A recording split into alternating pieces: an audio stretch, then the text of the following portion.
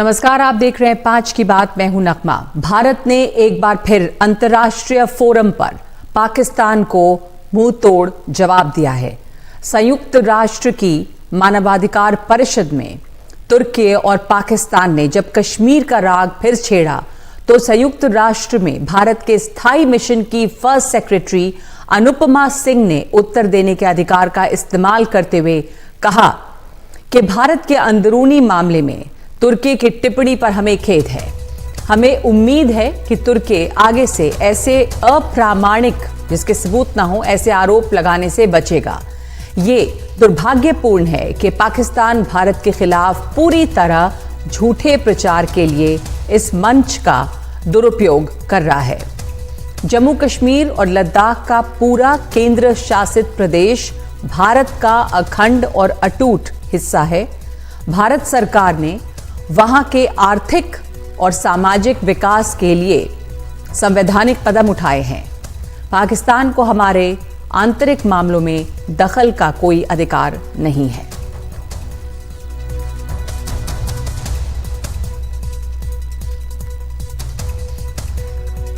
We regret the comment made by Turkey on a matter that is an internal affair of India and hope that it would refrain from making unsolicited comments on our internal matters in future.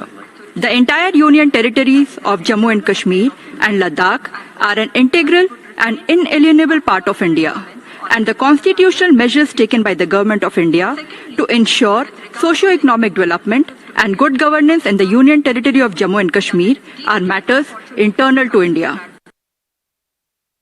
Anupama Singh फिर पाकिस्तान पर बरसी। उन्होंने कहा कि पाकिस्तान अपने अल्पसंख्यकों का व्यवस्थागत उत्पीड़न करता है। उसका मानवाधिकारों का रिकॉर्ड बेहद खराब है।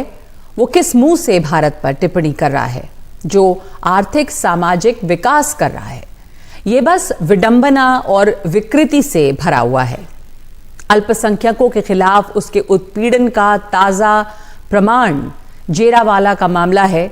अगस्त 2023 में यहां 19 चर्च जला दिए गए और 89 ईसाइयों को जिंदा जलाया गया। हम उस देश की बात पर ध्यान नहीं दे सकते जो हर तरह से लाल है। आतंकवाद के खून खराबे से लाल, अपनी बैलेंस शीट के हिसाब से लाल और अपने अवाम की शर्म से लाल। With regard to the extensive references to India made by Pakistan, we note that it is deeply unfortunate for the Council's platform to have once again been misused to make patently false allegations against India. We cannot pay any further attention to a country that speaks while being soaked in red. The red of the bloodshed from the terrorism it sponsors around the world, the red of its debt-riddled national balance sheets, and the red of the shame its own people feel for their government having failed to serve their actual interests.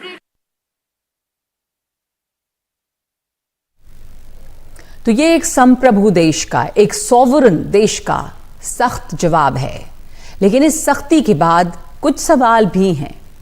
सवाल है कि आखिर पाकिस्तान के इस झूठे प्रचार का क्या करें, क्योंकि पाकिस्तान समय समय पर इंटरनेशनल फोरम्स पे इस तरह के झूठे प्रचार करता आया है और अब भी कर रहा है।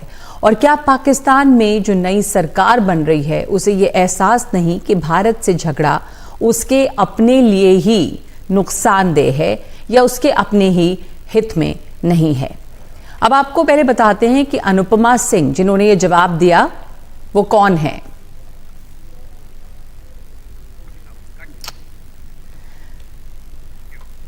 तो आपको बता दें कि अनुपमा सिंह कौन है। अनुपमा सिंह के इस जवाब के बाद, क्योंकि ये बात चर्चा में है कि वो हैं कौन, तो आपको बता दें कि अनुपमा सिंह एक इंडियन फॉरेन सर्विस में काम कर रही हैं 9 साल से। भारतीय विदेश सेवा में वो राजनयिक हैं और इसके पहले कुछ साल तक उन्होंने KPMG कंपनी में कंसल्टेंट के तौर पे भी काम किया था, क्योंकि उनके पास बिजनेस मैनेजमेंट की भी डिग्री है। पढ़ाई लिखाई का दायरा उनका काफ़ी बड़ा है। उन्होंने लाल बहादुर शास्त्री नेशनल अकेडमी से पब्लिक एडमिनिस्ट्रेशन में डिग्री ली है। उन्होंने कॉर्पोरेट फाइनेंस, वैल्यूएशन और पोर्टफोलियो मैनेजमेंट को फोकस करते हुए CFA प्रोग्राम पूरा किया। दिल्ली यूनिवर्सिटी के FMS से उन्होंने फाइनेंस में MBA किया और कंप्यूटर साइंस और इंजीनियरिंग में उन्होंने BTech की डिग्री भी ली। उनके सोशल मीडिया प्लेटफॉर्म एक्स पर उनके प्रोफाइल के मुताबिक कला, साहित्य और संस्कृति में भी उनकी गहरी दिलचस्पी है। तो हमारे साथ जुड़ रहे हैं इस वक्त हर्ष पंत, विदेश मामलों के जानकार हैं और ORF से जुड़े हैं। हर्ष, ये जो एक रिस्पॉन्स अनुपमा जी की तरफ से आया है, अनुपमा सिंह की तरफ से, वो बहुत सख्त जवाब है। तमाम लोग उनकी बहुत वाहवाही कर रहे हैं, बहुत ही एक सॉवरेन नेशन का सख्त जवाब है। लेकिन एक बड़ा सवाल ये भी उठता है कि पाकिस्तान का इस तरह का जो प्रोपेगेंडा या इस तरह के जो आरोप लगाने के लिए पाकिस्तान अंतर्राष्ट्रीय प्लेटफॉर्म्स का इस्तेमाल करता रहा है, वो पहले भी करता रहा है, वो नया नहीं है।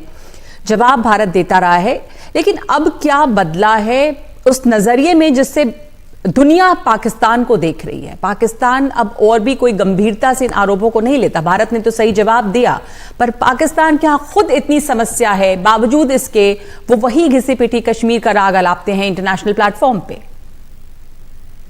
जी नगमा, मुझे लगता है जब पाकिस्तान इतना अलग थलग पड़ चुका है अंतर्राष्ट्रीय समुदाय में, और जिसकी जो एक समय ऐसा था जब पाकिस्तान की आवाज के लिए कई दावेदार हुआ करते थे, कई देशों में उसको सपोर्ट मिलता था, वो अब सपोर्ट अवेलेबल नहीं है।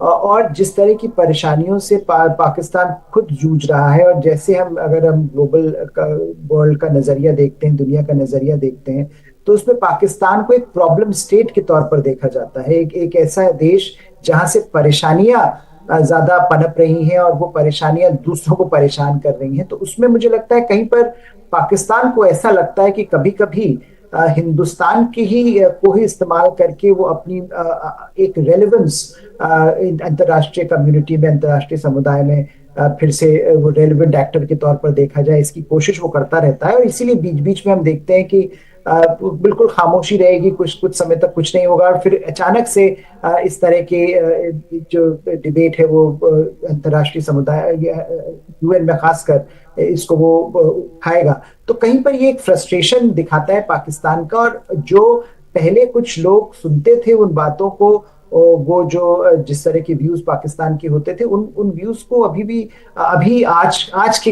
अंतर्राष्ट्रीय कॉन्टेक्स्ट में उसको दरकिनार करके दुनिया देखती है। तो उससे मुझे लगता है एक और ज्यादा फ्रस्ट्रेशन का माहौल पाकिस्तान में रहता है, और इसीलिए बार बार इस तलखी के साथ इस विषय को पाकिस्तान और भारत को टारगेट करके उठाता रहता है।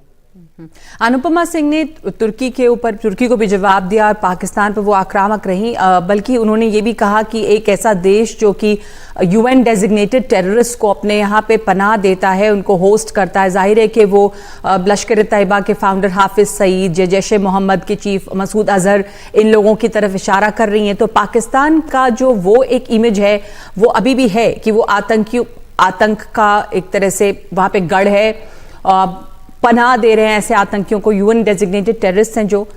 उसके साथ साथ ये देखें हर्ष के पाकिस्तान में इस समय जो वहाँ चुनाव हुए उसको लेके पॉलिटिकल टर्मोइल कितना है। जैसा अनुपमा सिंह ने भी जिक्र किया कि बैलेंस शीट जो है वो रेड है, यानी इकोनॉमी का भी बहुत बुरा हाल है। तो इन तमाम चीज़ों को देखते हुए इस वक्त इंटरनेशनल समुदाय में आपने भी कहा कि थोड़ा अलग थलग पड़ा है, बट क्या कोई टेकर्स हैं पाकिस्तान के इस रोने धोने के? जैसे टर्की अभी एक साथ पाकिस्तान के वहाँ पे था, साथ दे रहा था। ये टेकर्स बहुत कम हो गए हैं, और आपने देखा होगा, आपने भी कवर किया नगमा, पिछले कुछ महीनों में ही खासकर हमने देखा कि किस तरह से अपने ही क्षेत्र में पाकिस्तान अलग थलग पड़ता नजर आया है। और अपने ही क्षेत्र में ईरान जब चाहे वो धमका देता है, टारगेट कर देता है आतंकियों को पाकिस्तान की सॉवरेन टेरिटरी के अंदर। हमने देखा किस तरह से तालिबान तक नाराज है, तालिबान ने किस तरह से पाकिस्तान को दरकिनार करके अपनी विदेश नीति को चलाने की तालिबान की अफगानिस्तान में कोशिश हो रही है। और हिंदुस्तान के साथ तो हम जानते हैं किस तरह की उसकी तलखियां रही हैं और किस तरह से संबंध रहे हैं। तो कहीं पर मुझे लगता है ये माहौल इस समय ऐसा है कि पाकिस्तान के पास बहुत ज्यादा ऐसे सपोर्टिंग कंट्रीज नहीं है। और जो एक बड़ा बदलाव हमने पिछले कुछ सालों में देखा है वो ये कि इस्लामिक देशों से जिस तरह का सपोर्ट मिलता था, वेस्ट एशिया के देशों से, मिडिल ईस्ट के देशों से, वो मिलना बिल्कुल बंद हो गया है। तो कहीं पर ये स्वाभाविक है कि पाकिस्तान को सपोर्ट सिस्टम चाहिए, और इसलिए तुर्की के अलावा कोई बहुत देश नजर नहीं आते। चीन जरूर साथ खड़ा रहता है, पीछे से जरूर सपोर्ट करता है, जब भी मौका पड़ता है तो। लेकिन सामने से फ्रंटली सपोर्ट करने के लिए आज पाकिस्तान के पास ज्यादा देश बचे नहीं हैं। और जिसका आपने जिक्र किया इंडियन रिस्पांस के हवाले से, कि देखिए समस्याएं हर तरफ बनी हुई हैं, चाहे राजनीतिक हो, आर्थिक हो, सामरिक हो। उन समस्याओं का समाधान करने के बजाय काफी हद तक ये कोशिश रहती है पाकिस्तान में भी जो आला कमान है उनकी, कि वो भारत को इस्तेमाल करके अपनी रेलेवेंस को सिद्ध करते रहे। और मुझे लगता है बार बार ये पासा उल्टा ही पड़ रहा है पिछले कुछ सालों से। तो एक बात भारत के रिस्पॉन्स पे भी मैं आपकी टिप्पणी जानना चाहूंगी हर्ष। जिस तरह से भारत में जो संयुक्त राष्ट्र में भारत के स्थायी मिशन की फर्स्ट सेक्रेटरी अनुपमा सिंह ने जो जवाब दिया, बहुत ही साफ शब्दों में और नपे तुले शब्दों में और काफ़ी आक्रामक और क्लियर स्टैंड एक दिखता है। तो भारत का भी ये क्या दिखाता है जिस तरह का उनका जवाब था? भारत का जो व्यू है पॉलिसीज को लेकर, उसमें भी कितनी क्लैरिटी है अब, या क्या बदलाव दिखता है पिछले कुछ सालों में की बात करें तो? देखिए, मुझे लगता है भारत का जो रिस्पांस पिछले कुछ सालों से आ रहा है वो एक ऐसे देश का जवाब है जो कि अपनी समस्याओं को लेकर और अपनी जो अपॉर्चुनिटीज हैं, जो जिस तरह की ग्रोथ या जिस तरह का बदलाव भारत में आ रहा है उसको लेकर बहुत सेल्फ कॉन्फिडेंट है। उसमें भारत को ये अंदाजा जरूर है कि हमारे पास चुनौतियां हैं, लेकिन हम भारत की जो नेता हैं या भारत की जो पॉलिसी मेकर्स हैं या भारत की जो विदेश नीति को संभालने वाले हैं, वो ये भी जानते हैं कि भारत उनके समाधान के लिए कोशिश कर रहा है। और वो कोशिश दुनिया भर में एक्सेप्ट की जा रही है, उसको एक्नॉलेज किया जा रहा है, उसको समर्थन मिल रहा है। तो कहीं पर जब एक देश के पास ये सेल्फ कॉन्फिडेंस आ जाता है तो उसका मुझे लगता है नजरिया इन सारे चैलेंजेस को देखने का बदल जाता है। तो हमने देखा कि जो एक खाका खींचा गया आज या इससे पहले जो जवाबों में खाका खींचा जा रहा है पिछले कुछ सालों से, वो यही एक बात भारत बार बार दुनिया को बता रहा है कि भारत की जो अपॉर्चुनिटीज है, भारत की जो स्टोरी है वो बदल रही है। और उस बदलते हुए भारत की तस्वीर आपको इसमें भी नजर आती है, जिस तरह का रिस्पांस भारत लगातार कुछ समय से देता आ रहा है। और मुझे लगता है क्योंकि दुनिया का नजरिया जिसके हम जिक्र कर रहे थे वो भारत को और पाकिस्तान को देखने का बदल गया है, डीहाइफनेशन एक तरह से हो गया है। उससे भी भारत को बहुत समर्थन और एक सशक्तता मिलती है अपने जो जवाब को दुनिया के सामने रखने में। जी बहुत बहुत धन्यवाद आपका हर्ष पंत हमारे साथ जुड़ने के लिए। जैसा आपने कहा बहुत साफ तौर पे कि भारत और पाकिस्तान का जो डीहाइफनेशन है वो एक तरह से हो गया, और भारत ने जो जवाब दिया यूनाइटेड नेशन सिक्योरिटी काउंसिल में वो बहुत एक नपा तुला और साफ जवाब था एक संप्रभु देश का।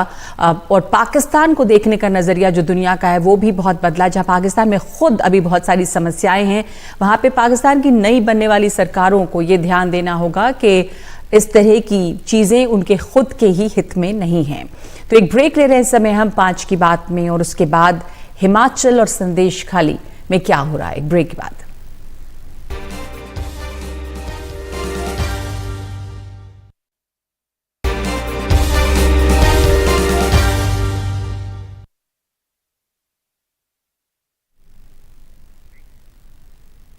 हिमाचल प्रदेश में कांग्रेस खेमे में पिछले 1-2 दिनों से जो सियासी मतभेद नजर आ रहे थे और जो नाराजगियां सामने आई थी वो अब कुछ सुलझते हुए नजर आ रहे हैं। शिमला में कांग्रेस के पर्यवेक्षक डीके शिव कुमार और भूपेंद्र सिंह हुड्डा ने कहा है कि सभी मतभेद दूर हो गए हैं, और साथ साथ ये भी कहा है कि ऑपरेशन लोटस नाकाम रहा, सुक्खू मुख्यमंत्री बने रहेंगे।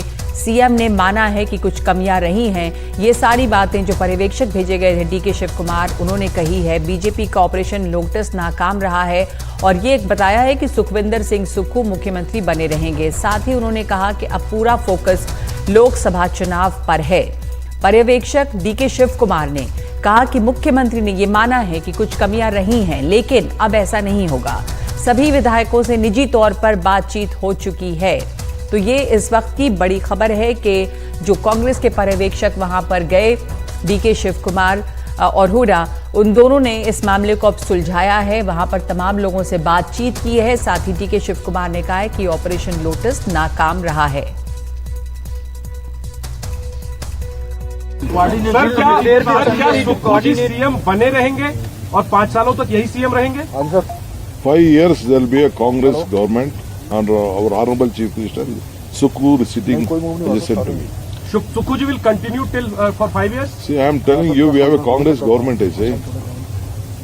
Congress government is there. Yes. Sukhu is the Chief Minister. He will be the chief minister. Why are you worried about it? I'm not worried, sir. I'm asking because Why No question. Why you are putting a hypothetical question? When he is chief minister, sitting chief minister, he is chief minister. Rest of the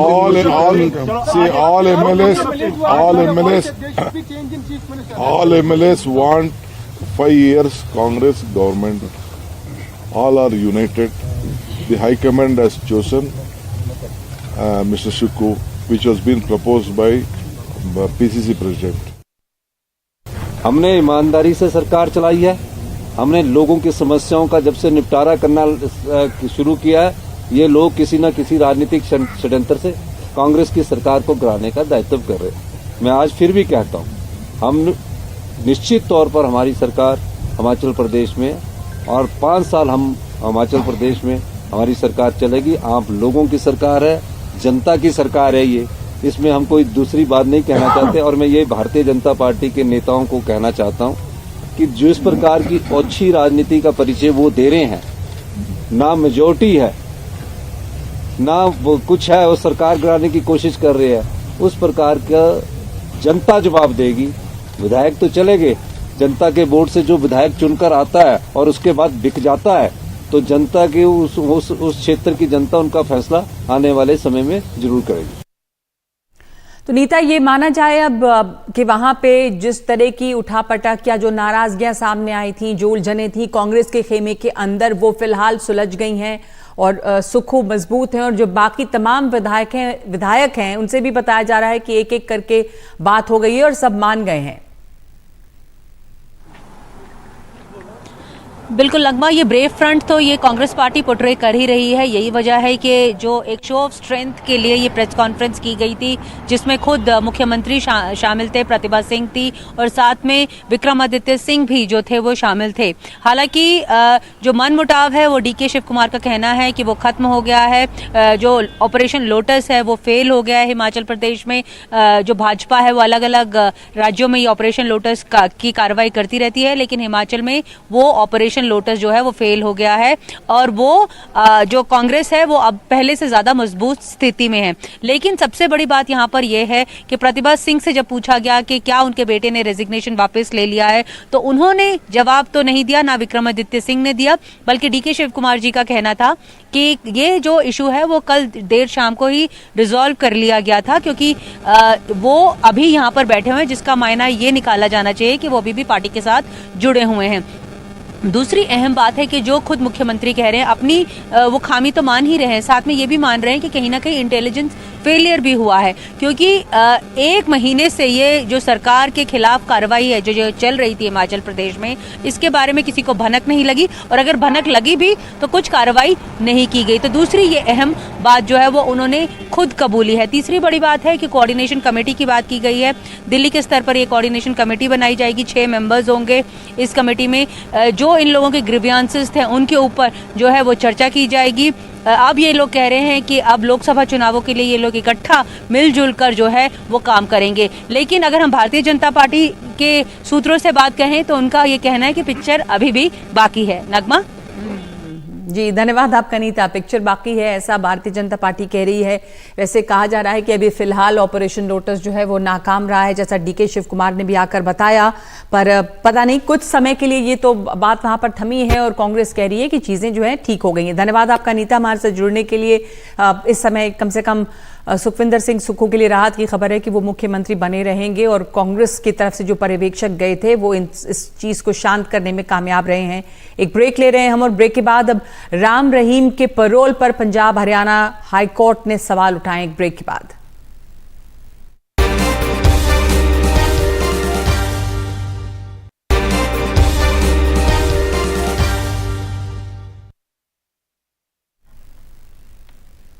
Ram Rahim को payroll पर Punjab Haryana high court ने सवाल उठाए हैं। आगे ये भी कहा है कि आगे से बिना कोर्ट की इजाजत के राम रहीम को पैरोल न दिया जाए।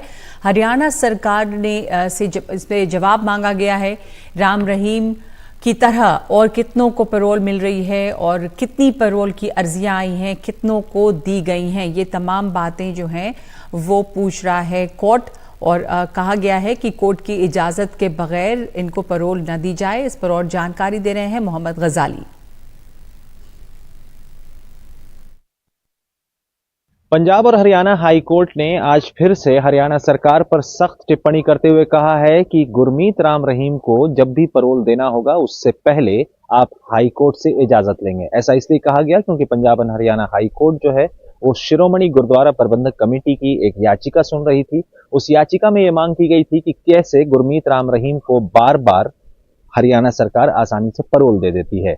उस याचिका में यह भी कहा गया था कि क्यों दूसरे ऐसे जो कैदी हैं या जो मुजरिम हैं, जो सजायाफ्ता मुजरिम हैं, जेलों में बंद हैं, क्या उनको भी ऐसे ही जल्द से जल्द पैरोल मिलती रहती है या फ्रीक्वेंटली पैरोल मिलती रहती है। और इस बात का संज्ञान लेते हुए हाईकोर्ट ने न सिर्फ टिप्पणी की है बल्कि हरियाणा सरकार के वकील से जवाब भी दायर करने को कहा है कि अगली सुनवाई में आप हरियाणा सरकार से वो आंकड़ा लेकर आएं जिससे ये पता चले कि ऐसे सजायाफ्ता लोगों को कितनी बार वैसे पैरोल दी जाती है। गुरमीत राम रहीम के पैरोल की खबरें अक्सर आती रहती हैं और अक्सर हेडलाइंस में ये खबरें इसलिए मिलती हैं क्योंकि गुरमीत राम रहीम रेप के आरोपी हैं और करीब 20 साल की सजा काट रहे हैं और हरियाणा के रोहतक जिले में सुनारिया जेल में बंद होते हैं। लेकिन अक्सर उनको कभी 30 दिन, कभी 40 दिन और इस तरह से अलग अलग तारीख में अलग अलग ड्यूरेशन के लिए पैरोल मिल जाती है। कैरेक्टर को और उनके रीजन को, जो वजह या कारण वो अपने एप्लीकेशन में देते हैं, उसको देखते हुए उन्हें पैरोल मिल जाती है। अब देखना होगा कि क्या लोकसभा चुनाव, जो आगे आने वाले लोकसभा चुनाव हैं जिनके डेट्स की घोषणा अभी नहीं की है चुनाव आयोग ने, क्या उस वक्त उनको पैरोल मिलती है और अगर मिलती है तो हरियाणा सरकार या Punjab and Haryana high court क्या उनको वो इजाजत देती है या नहीं। चंडीगढ़ से मोहम्मद गजाली, एनडीटीवी इंडिया। और अब बात करते हैं संदेश खाली की। टीएमसी का बाहुबली नेता शाहजहां शेख गिरफ्तार कर लिया गया है। ये गिरफ्तारी उत्तर 24 परगना के मिनाखा इलाके से बीती रात की गई है। बंगाल पुलिस की एक स्पेशल टीम 55 दिनों से शाहजहां शेख की तलाश में जुटी थी। शाहजहां शेख को अब 10 दिन की पुलिस हिरासत में रखा गया है। दबाव में टीएमसी ने शाहजहां शेख को पार्टी से 6 साल के लिए निलंबित कर दिया है। शाहजहां शेख की गिरफ्तारी ईडी के केस में हुई है जो 55 दिनों से लापता था और 2 दिन पहले ही कोलकाता हाई कोर्ट ने पुलिस को फटकार लगाई थी और कहा था कि जल्द शाहजहां शेख को गिरफ्तार किया जाए।